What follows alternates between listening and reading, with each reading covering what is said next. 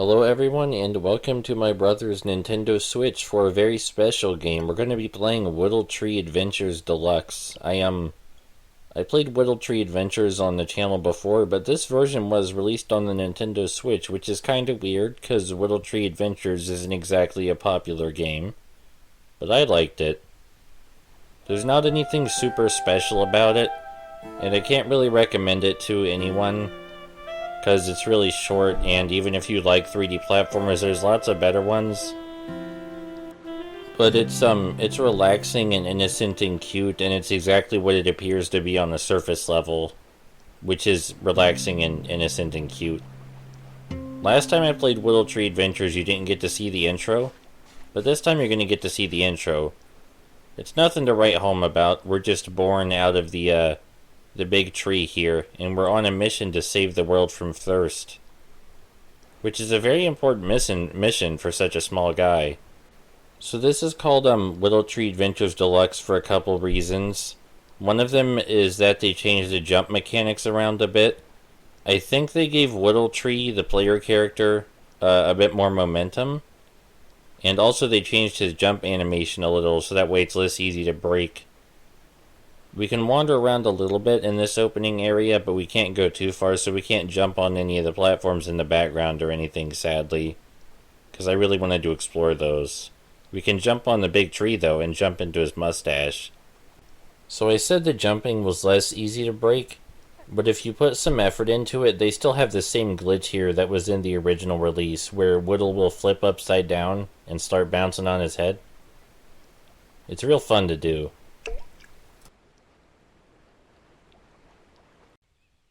Now that we've collected the first fairy tier, we're at Woodle's home. And Woodle's home has a couple things we need to start our journey. As the big tree says, we need our sack, and we need this leaf up here. Normally you grab the leaf with your hands instead of your feet, but we were upside down at the time. And to start a world, we have to hit it with the leaf. So Woodle Tree Adventures, it looks a lot like Super Mario 3D Land on the 3DS. And it plays a lot like Super Mario 3D Land on the 3DS with the perspective and the art style and all that. But I still think it looks really pretty. The art is simple, but it looks nice, especially in HD on the Switch. And running at full graphical capacity. On my computer, I could never get it to run at full graphical capacity. So for the purposes of this Let's Play, I'm going to run around and collect every berry I can find. And the original Let's Play I did for the original Woodle Tree Adventures, I didn't run around collecting the berries, I just completed the game as quickly as I could. And it's not a long game either way, but I think exploring and collecting the berries makes it more fun, so we're gonna do that. Because there's lots of areas you can only see if you go to collect all the berries. It's not like it gates your progress behind the berries or anything though. If you just want to run straight to the fairy tiers and then complete the level, you can. We need 3 fairy tiers to complete each level, and they're really easy to find. Wouldn't really call it a collectathon because it's super linear, but there's little extra areas off to the side you can explore, as I'm demonstrating right now, kinda. So let's get into some of the changes, because this is Woodle Tree Adventures Deluxe and not the original. 2 of the most obvious changes, at least to me as someone who's played the original Woodle Tree Adventures, is that the berries now make a different sound. In the original game, they made a crunch sound, which was a little odd. And in this one, they instead make a boop sound, like a musical note. And I think that's much more pleasant to listen to. So I like that. The second change that I noticed immediately is that Woodle's sack no longer gets bigger the more berries he collects, which I think is kind of sad. In the original Woodle Tree Adventures, your sack got a lot bigger when you collected berries. Also, these are friendly NPCs. They're one of 3 friendly NPC types in the game, but these ones have dialogue and none of the others do. The turtles are the second friendly NPC type. Anyway, as I was saying, Woodle's rucksack, it no longer grows when you pick up berries, but in the original game it got larger and larger the more berries you grabbed. And it was a really cute detail, and I'm not quite sure why they removed it. I mean, it looked a little silly that the rucksack clipped through Woodle, But that was worth it, because the rucksack getting bigger gave you a sense of progression, you know, from collecting all the berries. Instead of a number counter, the sack getting bigger let you know how many you were collecting. It was fun. So I'm not very happy they changed that. I guess the clipping looked a little silly, but it was worth it, because it added to the sense of progression. We're upside down again. There's an extra berry on top of this elevator. I guess we're going to have to ride it back up because I missed the jump. I like that you can get on the elevator from either inside or on top, and it takes you to different levels depending on which you choose. I guess it's kind of a minor thing, but it's nice that they thought of that. They don't railroad you into just using the elevator one way. So we have a leaf for attacks, which we can use to defeat hostile enemies. Hostile is kind of a strong word for most of the enemies, though. Like these ice cream cone looking things, they hurt us if we run into them, but they don't run after us or anything. There are a couple enemies that actively attack us, though, like this green monster guy. He runs at us, and if he touches us, we fall over and have to start the level over. The ice cream cone guys were in the way of these berries. They had to go. I like little areas like this where there are shortcuts you can use to get across. Like, we could wait for the elevator, or we could hop on these wooden platforms, or we could do both, and we're going to do both because I want to get as many berries as possible. The green guy down there that chases you is making a really disturbing noise, and it's kind of bothering me, but it stopped now. So, Woodle Tree Adventure's controls are actually really, really good. They're really precise, which is great for an indie 3D platformer like this. Single jump platformers really need to have satisfying and fluid platforming to make up for the lack of mechanics. Last time I played Woodle Tree Adventures, I said this was my favorite level with my favorite music.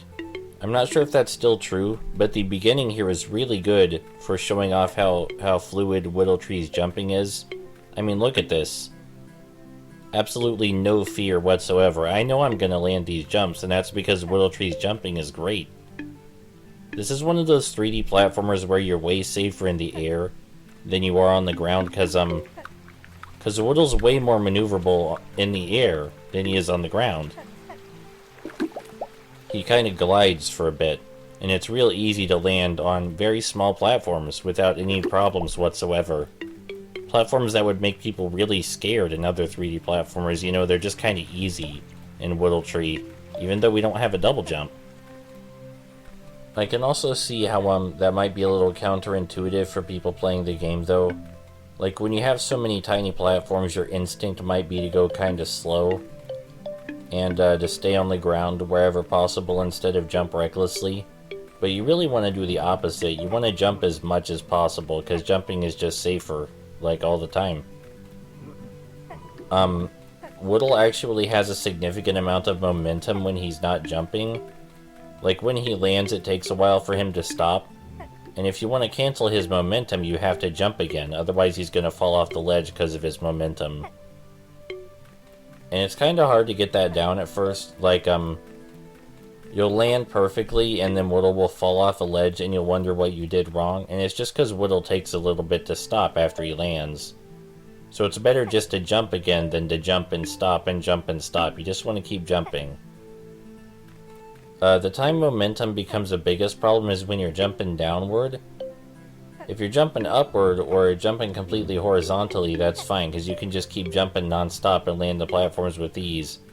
But when you're jumping downward, it's a little harder to land, and you have to stop sometimes. And that stopping gives Woodle's momentum a chance to make him slide right off the ledge. A lot of the ledges are rounded.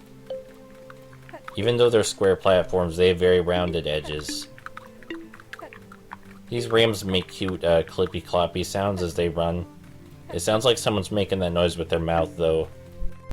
I think around this point in the original Let's Plays, when I talked about other things the creator made, the creator of Woodle Tree is Fabio Ferreira. I think that's how you pronounce it. Here's me showing you that you can't hurt the turtles. Anyway, the creator of Woodle Tree, I think his name is Fabio Ferreira. I think that's how you pronounce it.